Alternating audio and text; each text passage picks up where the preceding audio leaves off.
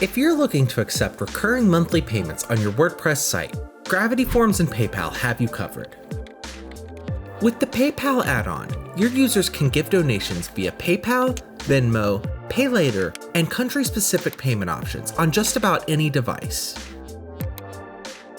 Let's take a look at how to get started accepting donations with Gravity Forms and PayPal. First, install and activate the Gravity Forms PayPal checkout add-on from within your WordPress dashboard. Then, navigate to the Gravity Forms settings page and select PayPal Checkout. You can use the Connect with PayPal button to seamlessly sync your forms with PayPal. If you don't have a PayPal account, you can create one for free using the link in the description of this video. Next, navigate to the form you'd like to use to accept payments, or create a new one if needed, either from scratch or using our donation form template. Add the PayPal field to your form, then use the field settings to specify if you want to accept additional payments like Pay Later and Venmo, as well as credit cards.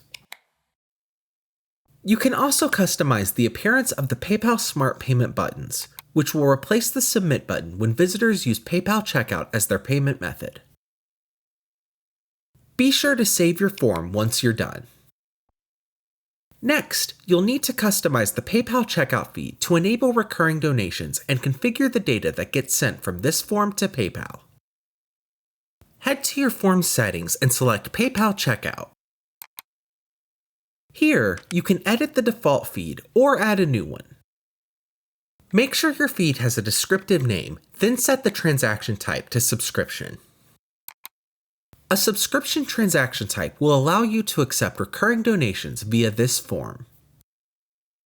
Next, map the recurring amount field to the corresponding form field to set the amount the user will be charged on a recurring basis. You'll then want to set the subscription product type, as well as the billing cycle. For this example, I'll set the billing cycle to once per month. You can then enable recurring retry to bill the user after a failed attempt, and then use the recurring time fields to specify the amount of times to retry.